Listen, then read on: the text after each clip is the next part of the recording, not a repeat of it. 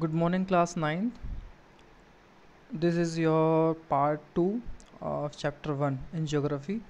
So, this is revision class. Once again, we started from chapter 1.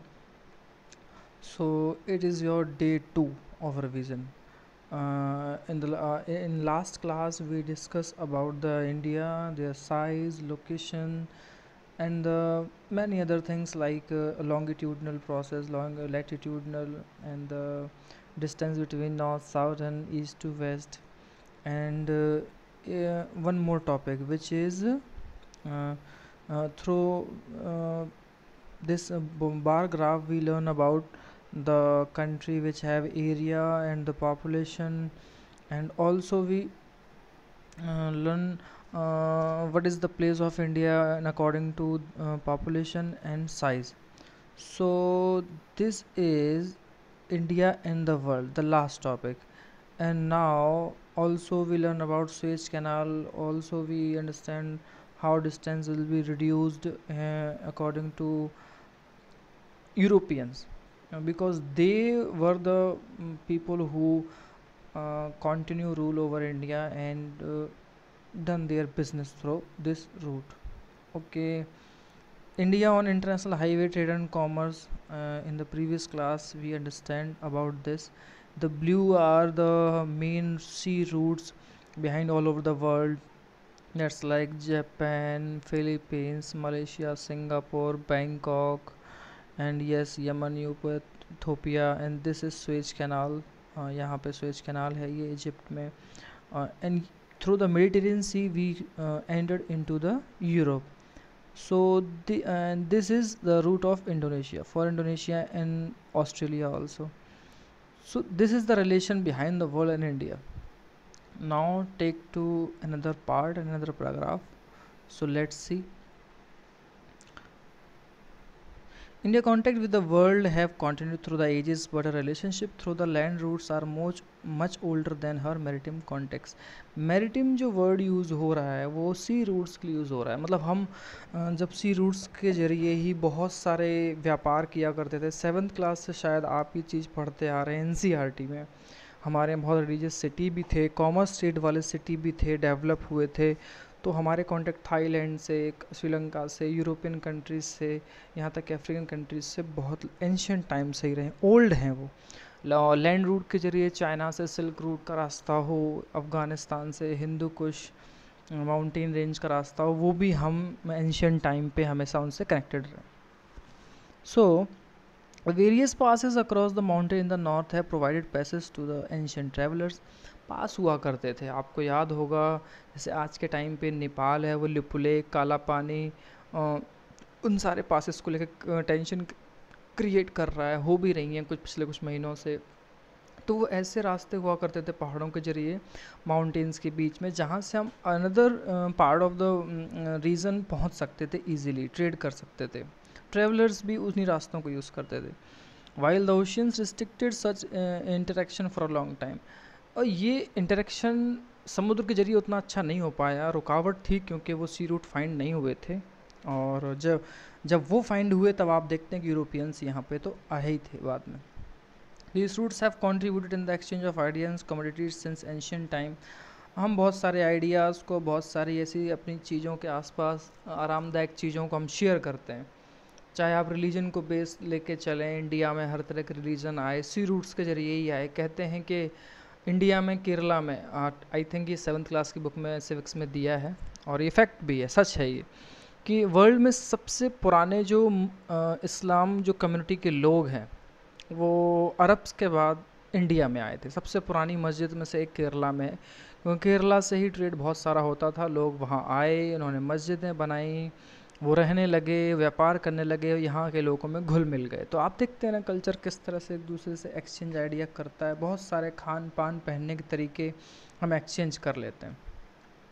The idea of Upanishad and the Ramayana, the story of Panchan, the Indian numeral and the decimal system thus could reach many part of the world. फिर उपनिषदों में, रामायण में, पंचतंत्र जो विष्णु शर्मा ने लिखा है, उनकी कहानियों में आप देखें, रामायण महर्षि वाल्मीकि ने लिखा है कि जो हमारा इंडियन न्यूमेरिकल सिस्टम है, डेसिमल सिस्टम है, या कहते नहीं है, सच भी है कि इंडिया ने ज़ीरो दिया पूरी दुनिया को। ज़ीरो नहीं होता तो मैथमेटिकल्स में हम बहुत सारी चीज़ों को नहीं कर पाते। तो वो हमने अपने आप को अपनी पहुंच रखी है दुनिया के हर एक पार्ट में।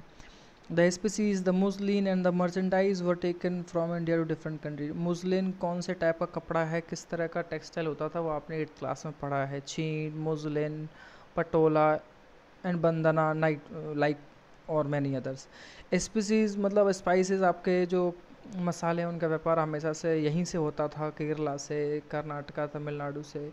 यूरोपियंस उस चीज़ों के लिए बहुत ज़्यादा पैसे कमाते थे उस चीज़ से। On the other hand the influence of the Greek sculpture, और दूसरी तरफ स्कल्पचर जो होती हैं, आर्किटेक्चरल स्टाइल होते हैं। जैसे आप देखते हैं कई बार मंदिरों के अलग अलग स्टाइल होते हैं, मस्जिदों के अलग अलग स्टाइल होते हैं, बिल्डिंग्स के भी, पत्थरों का अलग यूज़ हो रहा, नक्काशी। तो ये सब डिज़ाइंस हमने बहुत सारे शेयर किए। कुछ इंडो इस्लामिक बोले गए, इंडो अफ़गानी बोले गए, टर्किश स्टाइल भी बोला गया, यूरोपियन स्टाइल भी बोला गया। जैसे हमारी न्यू दिल्ली में बहुत सारी बिल्डिंग्स हैं जो अंग्रेज़ों के टाइम की हैं, उनकी बनावट हमेशा से अलग रही है।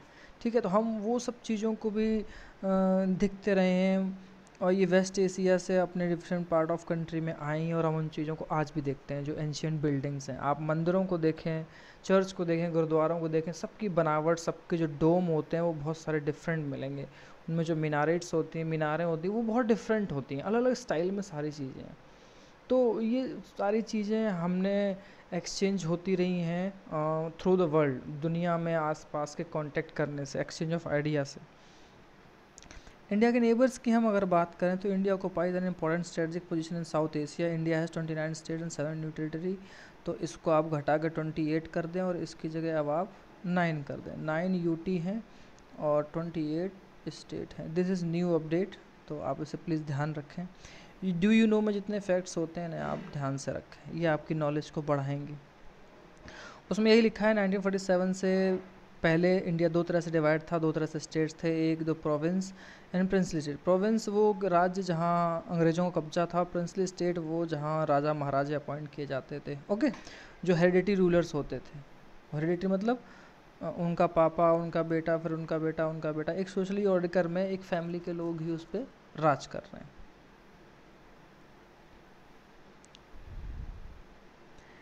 India share its land boundary with Pakistan, Afghanistan, north west. North west की तरफ अफगानिस्तान पाकिस्तान से बाउंड्री शेयर करता है। ये चीज़ समझने वाली है, क्योंकि आप ध्यान रखें कई बार डायरेक्शन से लेके क्वेश्चन आ सकता है। नॉर्थ वेस्ट में जो इंडिया के नेबर कंट्री, उनके नेम लिखिए। चाइना जो तिब्बत पे कब्जा कर रखा है, नेपाल में, Bhutan in the north. North में कौन कौन से हैं? म्यांमार, बांग्लादेश किस साइड में है, जो ईस्ट में है, वो इस तरह से क्वेश्चन भी पूछ सकते हैं। ठीक है, PD1 में। And southern neighbour across the sea consider 2 island countries. कौन कौन से हैं? एक मालदीव होगा और एक श्रीलंका होगा। ये तो खैर आप सब लोग जानते हैं। अब मैप देखना बहुत ज़रूरी। Map is important always. Map बिना देखे आप कोई चीज़ अच्छे से समझ ही नहीं सकते हैं। ये इंडिया है, ये नॉर्थ डायरेक्शन ऊपर की तरफ है, तो नॉर्थ में देखो यहाँ चाइना, तिब्बत है, इधर नेपाल है, इधर भूटान है, बांग्लादेश आपका ईस्ट में है, और इधर नीचे म्यांमार है। नॉर्थ वेस्ट की तरफ अफ़गानिस्तान, पाकिस्तान। ठीक है, और आप नीचे देखें, ये मैंने कहा था ना म्यांमार ईस्ट में, ये आपका श्रीलंका है और ये आपका मालदीव है। ये बॉर्डर्स दिखाएं, इंटरनेशनल बॉर्डर, स्टेट बॉर्डर्स। तो ये इजी है समझना भी, याद करना भी। श्रीलंका एंड मालदीव जो आपके सी रूट्स में साउथ के नेबर कंट्री हैं। Sri Lanka is separated from India by narrow channel sea form by Palk strait and gulf of Mannar. Important है, ध्यान रखें कि श्रीलंका सेपरेट कैसे होता है इंडिया से। एक नैरो चैनल है, चैनल मतलब एक समुद्र की धारा होती है। ठीक है, एक फ्लो होता है जो पाल्क स्टेट से बना है और गल्फ ऑफ मन्नार से बना है। यानी gulf of Mannar and Palk state, India ऊपर रह जाता है, श्रीलंका नीचे होता है। उन दोनों का पार्ट जो है बीच वाले एरिया में। ठीक है, ये आप इम्पोर्टेंट है, इसको ध्यान रखें। While Maldive island are situated in the south of the Lakshadweep island. अब मालदीव की अगर लोकेशन पूछी जाए तो मालदीव कहाँ है? South of Lakshadweep island. Lakshadweep island के साउथ में आप देखें, ये लक्षद्वीप है, इसके साउथ में ही यहाँ पे मालदीव है। इधर पाल्क ऑफ स्ट्रेट और गल्फ ऑफ मन्नार है। ठीक है, India has had strong geographical and historical links with neighbours. हमारे पड़ोसियों से ना बहुत अच्छे रिश्ते रहे हैं, जोग्राफिकल भी और हिस्टोरिकल भी। एंशियंट टाइम से, चाहे वो अशोका के टाइम पे बुद्धिज़्म का स्प्रेड होना हो, लेटर ऑन अंग्रेज़ों से पहले का टाइम हो, अंग्रेज़ों के बाद का, और आज का टाइम, हमने हमेशा अपने स्ट्रॉन्ग लिंक रखे हैं। ट्रेड भी किया है, कल्चरल एडवांसमेंट को भी शेयर किया है, ये सारी चीज़ें। अब ये मैप है, आप देख सकते हैं और रेस्ट ऑफ एशिया की चीज़ों को समझ सकते हैं। ये आपके लिए यहीं तक था, और आप कोशिश करें कि जो एक्सरसाइज में आपके यहाँ पे क्वेश्चंस दिए हैं, ये बहुत अच्छी तरह से क्वेश्चन दिए हैं यहाँ पे। अगर आप समझेंगे ना इस तरह का क्वेश्चन और ये वाला, तो आप देखेंगे कि ये क्वेश्चन किस तरह से पूछे हैं। ये रट्टा मारने वाले क्वेश्चन नहीं है, आप रट नहीं सकते हैं, डोंट बी रॉट। और इसको आप समझिए, अच्छे से देखिए और करिए, फिर आपको लगेगा कि अरे आपने तो सारे आंसर्स को, क्वेश्चंस के आंसर दे दिए हैं। ये छोटे छोटे क्वेश्चंस हैं, ये जो वाले सेकंड का ये जो 1/5 पार्ट है, ये आपके 2 नंबर में आ सकते हैं। इनमें तो लिखने में कोई इतना टाइम लगता भी नहीं है। So that's the end of chapter first in geography. ये मैप स्किल है, हालांकि मैंने मैप बुक आपको मंगाया तो नहीं है, बट आप मैप देख के इसे फिल कर सकते हैं, क्योंकि 8th क्लास में आपको सिखाया गया है मैप को, तो आप ये कर सकते हैं। बट अभी पीरियड टेस्ट में ये नहीं आने वाला है, इसको नेक्स्ट के लिए रखेंगे, ठीक है, क्योंकि मैप क्लास होनी ज़रूरी है। सो अच्छे से रिवीजन करें, ये सारी चीज़ें लिखें, समझें, और स्टूडेंट्स अपनी जो रिवीजन क्लास में मतलब मैं अपडेट कर रहा हूँ, उनको आप रेगुलरली लें, समझें। मैसेज कॉल आप मुझे दोपहर के बाद करें, उससे पहले नहीं, क्योंकि मैं क्लास ले रहा होता हूँ और वर्क भी हो रहा होता है, तो मैं नहीं आपसे शायद बात कर पाऊँ। Okay, have a nice day, take care.